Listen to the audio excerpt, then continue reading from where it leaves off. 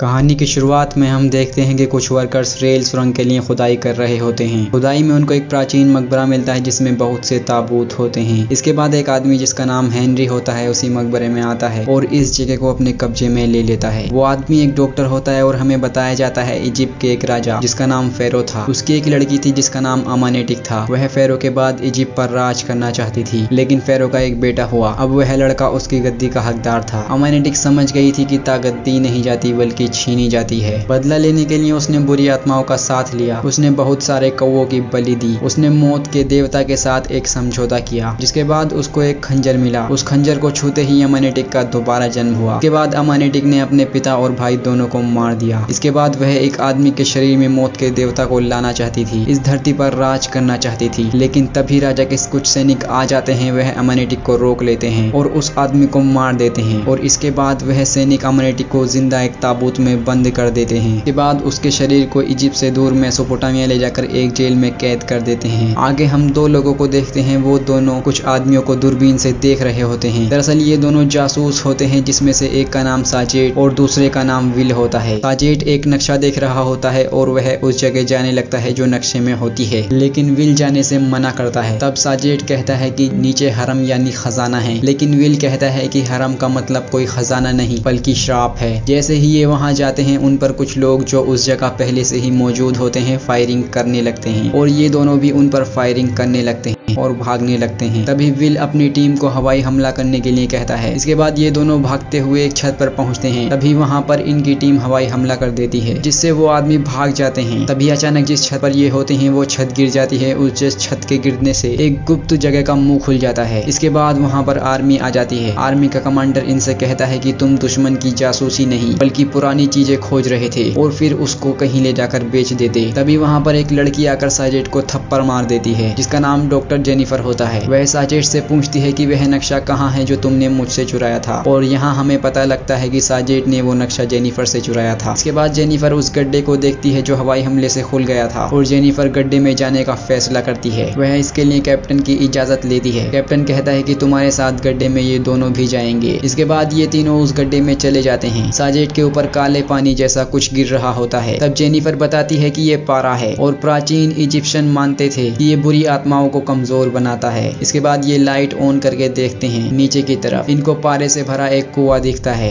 जिसके चारों तरफ कुछ स्टैचू खड़े होते हैं। इसके बाद जेनिफर कहती है कि ये कोई मकबरा नहीं बल्कि एक जेल है। तभी कैप्टन का विल को मैसेज आता है कि वहां से निकलो। तब जेनिफर कहती है कि मैं इसको लिए बिना यहाँ से नहीं जाऊंगी। तब साजेट एक रस्सी पर गोली चला के उसको तोड़ देता है। उस पारे के अंदर जो ताबूत होता है वह बाहर आ जाता है। तभी वहां पर बहुत सारी मकड़ियां आ जाती हैं, जिनमें से एक मकड़ी विल की गर्दन पर काट लेती है। यह देखकर विल मकड़ियों पर गोली चला देता है, लेकिन साजेट और जेनिफर उसको रोक लेते हैं। इसके बाद साजेट को कुछ विजन आने लगते हैं, जिसमें वह अमानेटिक को देखता है। अमानेटिक उससे कहती है कि तुमने मुझे आजाद कर दिया, तुम मेरे हो। इसके बाद ये उस ताबूत को उस गड्ढे से निकाल लेते हैं। तभी साजेट देखता है कि वहां पर बहुत सारे कौवे आकर बैठ जाते हैं। इसके बाद ये उस ताबूत को एक हवाई जहाज में रख देते हैं और वहां से सभी निकल जाते हैं। जब ये सभी बैठे होते हैं तब हम देखते हैं कि विल पर उस मकड़ी का असर होने लगता है। तभी साजेट को अमानेटिक के विजन आने लगते हैं। जैसे ही वह विजन से बाहर आता है वह देखता है कि विल ताबूत के पास खड़ा होता है। वह उसके कंट्रोल में नहीं होता। जैसे ही कैप्टन विल के पास जाता है विल उसको मार देता है। इसके बाद विल साजेट की तरफ बढ़ता है, लेकिन साजेट विल को गोली मार देता है। इसके बाद प्लेन का एक इंजन काम करना बंद कर देता है। फिर बहुत सारे कौवे इनके प्लेन पर हमला कर देते हैं, जिससे इनके प्लेन का कंट्रोल बिगड़ जाता है और प्लेन तेजी से नीचे गिरने लगता है। तब साजेट जेनिफर को बैग पहनाकर उसका पैराशूट खोल देता है और खुद प्लेन में ही रह जाता है। आगे हम जेनिफर को देखते हैं, जिसे एक ऑफिसर लाशों की पहचान करने के लिए वहां पर ला रहा होता है जहां वो लाशें होती हैं। फिर हम उसी कमरे को देखते हैं जहां लाशें होती हैं। तभी अचानक साजेट उठ जाता है जो जिंदा होता है और उसके शरीर पर किसी भी चोट का निशान नहीं होता। तभी वहां पर जेनिफर और वो ऑफिसर भी आ जाते हैं। दूसरी तरफ हम उस जगह को देखते हैं जहां प्लेन क्रैश हुआ था। उस जगह की जांच करने के लिए दो ऑफिसर्स वहां आए होते हैं। इनमें से एक ऑफिसर उस ताबूत को खोल देता है। ताबूत खुलते ही अमेटिक जो एक मम्मी बन चुकी है उसकी आत्मा सोख कर उसको मार देती है। दूसरे पुलिस अफसर के साथ भी वह यही करती है और उन पुलिस ऑफिसर्स को भी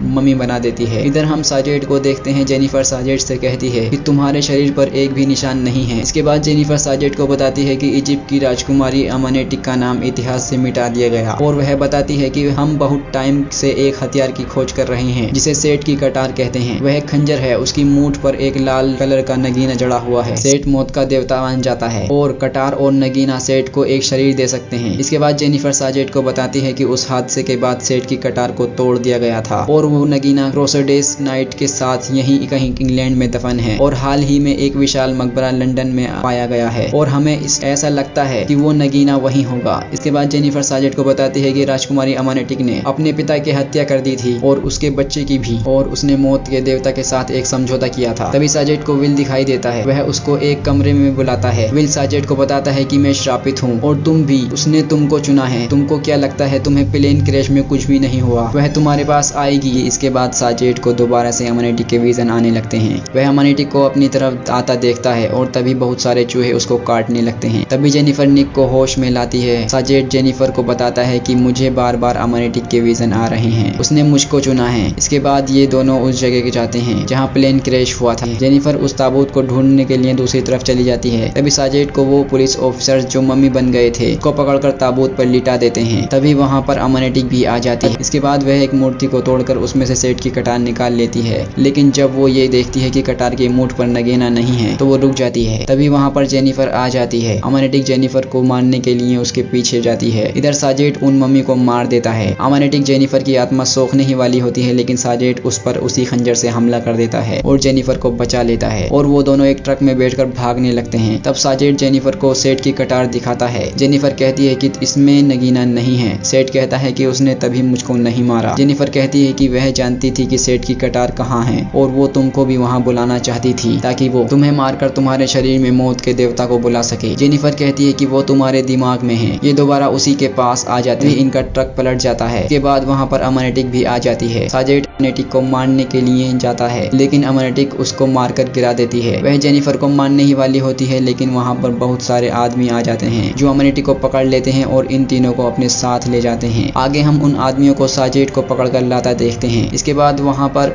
वही आदमी जिसने उस मकबरे को अपने कब्जे में ले लिया था, जिसका नाम हेनरी था, वह आता है और वह इसको रोकने के लिए इंजेक्शंस भी लगाता है। इसके बाद वह अमानेटिक को दिखाता है, इसे पकड़ कर रखा होता है और जेनिफर उनके लिए काम करती है। इसके बाद डॉक्टर बताता है कि हम इसकी रगों में पारा डाल रहे हैं जो जम जाएगा और हम इसको चीर कर इसकी जांच करेंगे। इसके बाद साजेड कहता है कि मेरा क्या होगा। हेनरी बताता है कि तुम्हें चुना गया है और इसको मारकर इसका हल निकाला जा सकता है, लेकिन तभी अमानेटिक कहती है कि तुम्हारे श्राप का कोई तोड़ नहीं है। मेरे चुने हुए का कत्ल कर दिया था और अब तुम उसकी जगह लोगे। तब साजेड कहता है कि तुम मुझको मारना क्यों चाहती थी। इस पर अमानेटिक कहती है कि मैं तुम्हें मारना नहीं चाहती थी, बल्कि तुमको मौत का देवता सेठ बनाना चाहती थी। इसके बाद जहाँ पर रेल सुरंग की खुदाई चल रही होती है, वहाँ पर वर्कर्स को सेठ की कटार का नगीना मिल जाता है। इसका पता अमानेटिक को भी लग जाता है। यह बात अमानेटिक जेनिफर को बताती है कि उनको नगीना मिल गया है और तुम मेरे चुने हुए को यहाँ तक ले आई। इसके बाद जेनिफर वहाँ से चली जाती है। अमानेटिक कुछ मंत्र बोलकर एक मकड़ी को वहाँ बुला लेती है। दूसरी तरफ एक आदमी आकर हेनरी को बताता है कि हमें नगीना मिल गया है। तभी हेनरी को कुछ होने लगता है। वह इंजेक्शंस लेने ही वाला होता है, लेकिन साजेड उसको रोक लेता है। दूसरी तरफ हम देखते हैं कि वह मकड़ी एक सिक्योरिटी गार्ड के कान में चली जाती है। वह अब अमानेटिक के कंट्रोल में आ जाता है। इधर हेनरी पर भी श्राप का असर होने लगता है। यह देखकर जेनिफर और एक आदमी वहाँ से निकल जाते हैं, लेकिन साजेड अंदर ही फंस जाता है और हेनरी और साजेड में लड़ाई होने लगती है।